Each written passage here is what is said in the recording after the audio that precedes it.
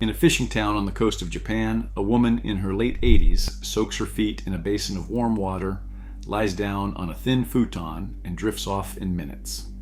No pill, no bottle on the nightstand.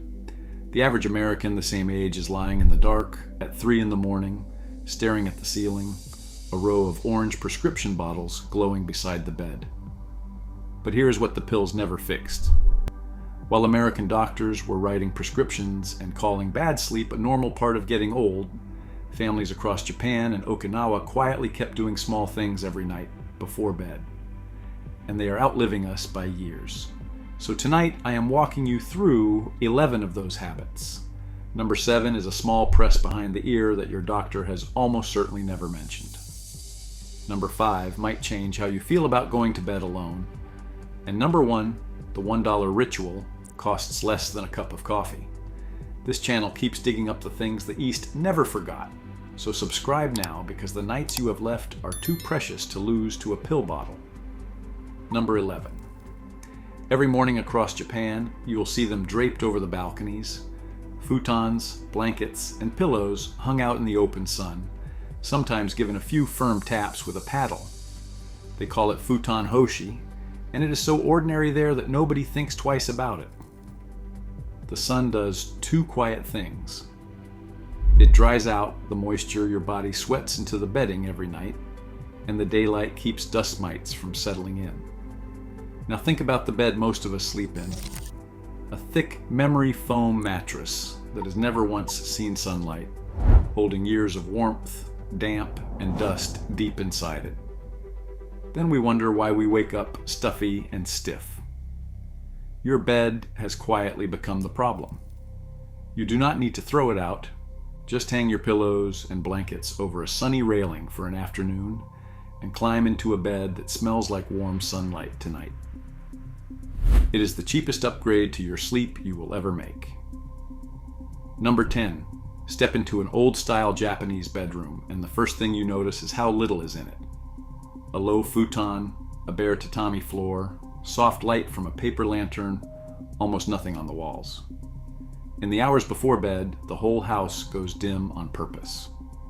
There's a reason that matters more as we age.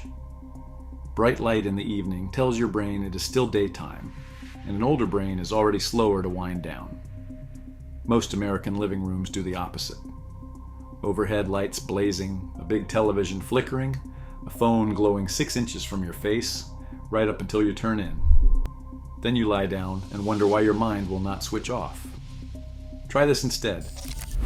An hour before bed, kill the overhead lights, leave one small warm lamp on, and let the room go shadowy and quiet around you. You're not just decorating. You're giving your body the oldest signal there is that the day is finally done. Number 9. Japanese have a word, inamuri, for the short rest you take sitting up. On a train, at a desk, in a chair by the window. A few minutes, eyes closed, then back to the day. What they almost never do is the thing so many of us do after lunch. Sink into the recliner, click on the TV, and disappear for 2 solid hours. Here is the trap. That long afternoon collapse feels wonderful, but it quietly drains away the tiredness you need to drop off at night. So you nap hard at 3, then stare at the ceiling at midnight, certain something is wrong with you. Nothing is wrong with you. You simply spent your sleep early. If you need to rest in the afternoon, keep it short and keep it upright. 20 minutes in a chair, not 2 hours flat on the couch. Protect the tiredness. It is the very thing that carries you down into a deep night's sleep. Now here is where it gets interesting. The next habit fixes the exact thing that jolts so many of us awake at 3 in the morning. And number 7, coming up, is that small press behind the ear no doctor here ever mentions. Number 8. In a traditional Japanese home, the morning begins with the sliding shutters, the amado, being pushed open to let the daylight pour in. Same hour, every single day. That simple habit quietly sets your sleep clock, and it has nothing to do with bedtime. Your body runs on an internal clock, and that clock is set by light hitting your eyes in the morning, not at night. Get bright light early at the same time each day, and your body learns when to feel sleepy 14 hours later. Here's what trips up so many older Americans. The heavy blackout curtain stays shut. The wake-up time drifts all over the place. And folks crawl into bed at 7 in the evening out of boredom, which is exactly what cracks your sleep open at 3 in the morning. So do not chase an earlier bedtime. Chase an earlier, steadier morning. Open the curtains, step to a sunny window with your coffee, and let the light reset the clock you forgot you had. Number 7. This is the one I promised you. Tucked just behind your earlobe, in the little hollow where your jaw meets your neck, is a point that practitioners of Chinese and Japanese medicine have used for generations. They call it anmian, which translates fittingly to peaceful sleep. The idea is simple.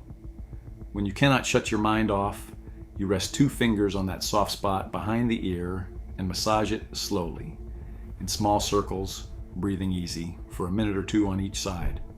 No machine, no pill, nothing to buy. Now, the research on pressure points is still thin, so I'm not going to promise you miracles.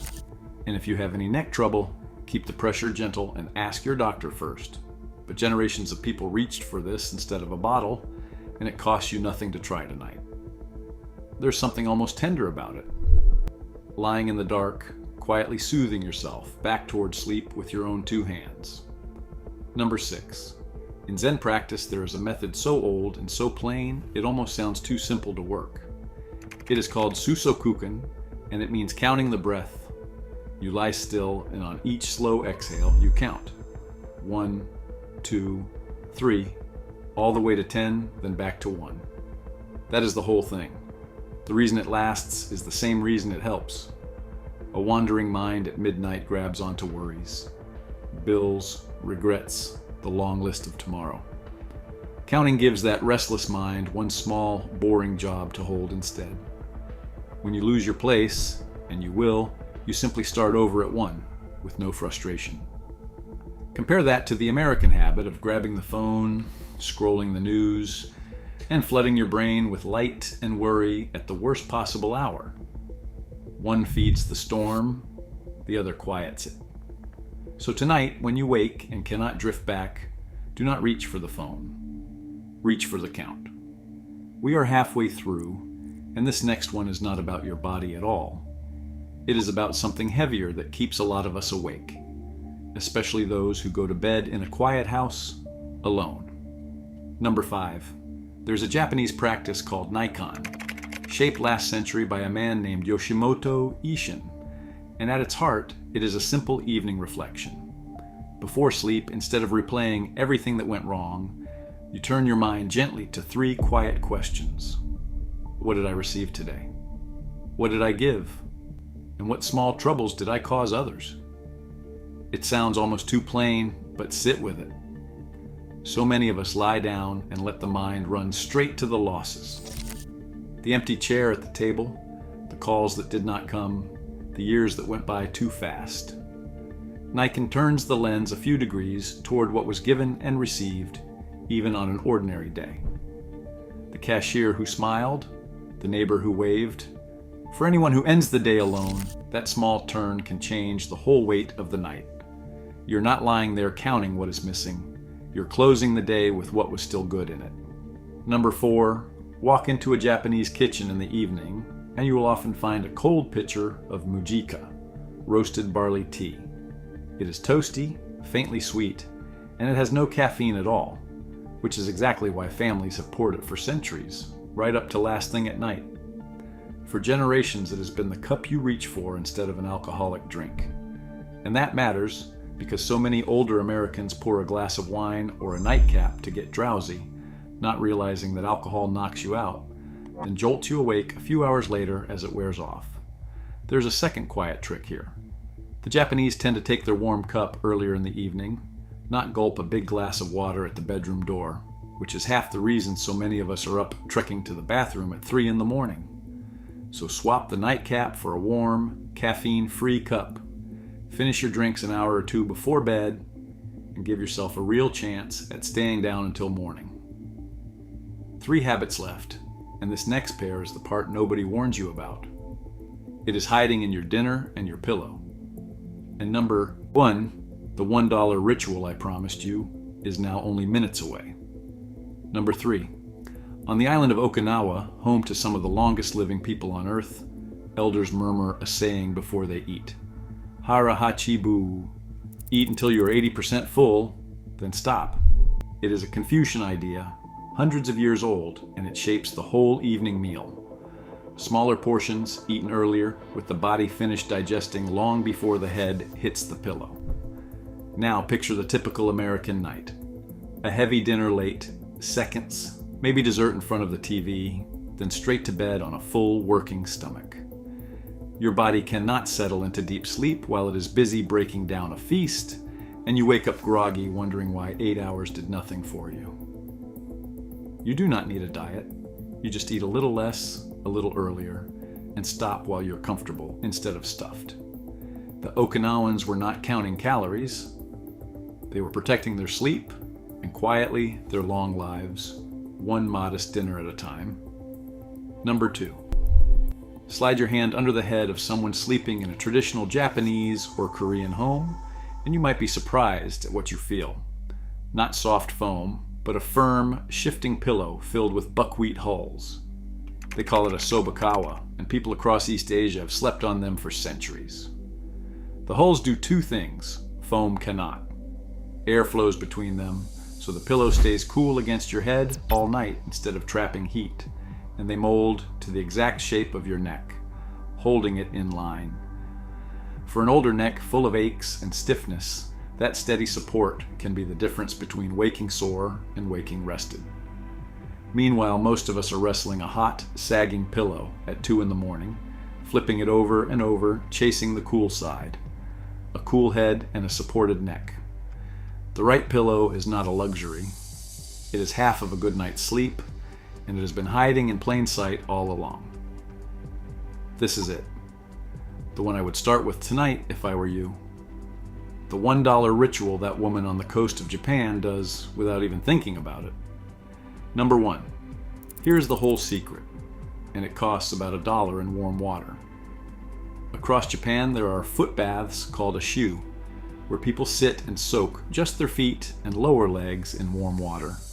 In Japanese tradition, the feet are called the second heart, and warming them is believed to carry that warmth and ease through the whole body. You do not need a hot spring. You need a basin, a chair, and 10 or 15 minutes of comfortably warm water before bed. And there is real science under this one. Researchers reviewed thousands of sleep studies and kept finding the same pattern. When you warm the body in the evening and then let it cool, you tend to fall asleep faster, because that gentle cooling is the exact signal your body waits for to drift off. The full hot bath can be risky for older folks, so the simple foot soak is the safe, easy way to borrow it. Warm feet, a cool head on that buckwheat pillow, a quiet mind. That is how a woman of 90 falls asleep in minutes, while the rest of us reach for a bottle. So there they are, 11 small things. Not one of them a pill, not one of them out of your reach. And I know how this goes. You watch a list like this, you nod along, and by tomorrow it is gone. So do not try all 11. Pick one, just one. The foot soak, the open curtains, the cup of barley tea, whichever one spoke to you. Try it for 1 week, then come tell me in the comments which one you chose. Here's the part worth sitting with. None of this was ever truly secret. It was simply traded away for pills and screens and dinners too big and too late, while half a world away ordinary families kept it alive. The good news is that it was never lost to you. It was only waiting. And tonight, for the price of a basin of warm water, you can take a small piece of it back.